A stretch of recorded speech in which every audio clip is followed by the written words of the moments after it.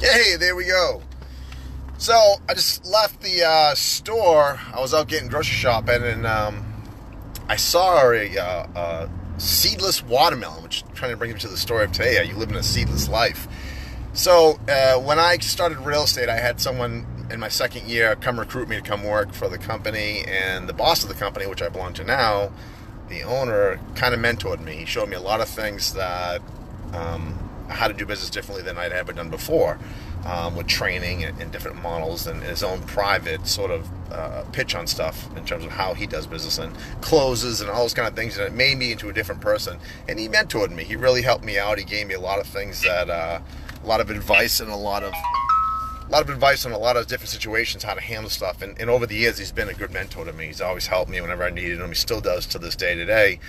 And I'm not, I've been asked to go to other different companies all the time. When you do successful, they ask you that kind of stuff. And I've never left the company, not because I think it's a great company. I mean, it is, but that's not why I stay here. I stay because of him, And long after he's gone, I will still remember him, and that's sort of that seedless life. He gave back. And I guess the idea of the seedless life is you giving back. Is your name going to live on after time or after you're done? And some people are successful, they don't give back, but they leave a mark, and after time it's erased pretty quickly. But are you giving anything back? Are you helping somebody? Obviously they say charity starts at home, so your kids come first, but it reminds me of that seedless watermelon. That a regular watermelon, you bite into it, you have seeds, and obviously spit them out. You don't want to eat them. But a seedless watermelon was not created by God. It was created by man, right? It was a botanist, and he just said, we're going to make this cross-pollen, this fucking watermelon. And, so when you bite it, you don't have seeds. But after you eat that fruit, that's it. It's gone, right? And you enjoy it, and it's gone. That's it. But like a normal watermelon, you eat it, the seeds, if you want, you can plant those seeds, and in no certain time you can have dozens of watermelons, right? It gives back, it'll live on. And that's sort of the story of the seedless life. Will your name live on after you're gone from here? Are you giving anything back at all? Everything my mentor, my coach gave me, I still pass on to other people, and I pass on to my kids. I pass on to whoever wants to listen to this Pollock yap like you guys are listening today. But I created videos and stuff lives on, and I'm not saying by any means, please don't take this that I'm some kind of great giver backer. I'm not. I try to as much as I can. I think always charity starts at home, and giving back is what you give to your kids, your experiences, your life, your skill set, what you learn. You can teach them what you know, so they'll have a leg up, whether it's a language or an instrument or it's how to build something or anything. You can give them what you know. My son and I, all through high school, I wrestled, so one of my sons is coming to me now saying, I want to wrestle and do Brazilian Jiu-Jitsu. So I'm no Brazilian Jiu-Jitsu black belt, but I know enough that I can certainly get him started. And he just goes, I just want help. So when I start this wrestling, this year, I don't have my ass handed to me, And I start to go on YouTube and study, look at beginners wrestling again, and remember the moves, but then I know them, so then I say, oh, okay, and this is how I did this, and I give those little subtle differences that I would do in a wrestling match or a Brazilian Jiu-Jitsu match that they don't teach you on those things, and I'm passing that on to him, right? So maybe he'll pass it on later on.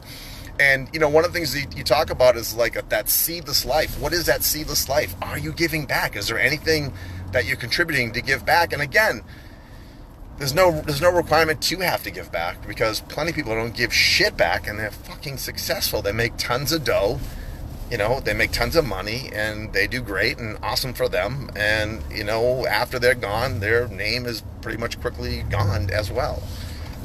So it reminds me of that story of the boy in Ghana.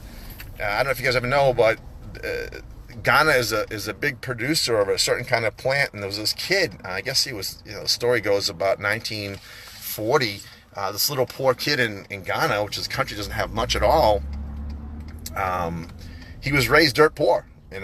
We've all seen those National Geographic videos of those countries like that where they live in huts and they don't have anything. And that was this kid's situation. And at the age of 14, he decided to go out.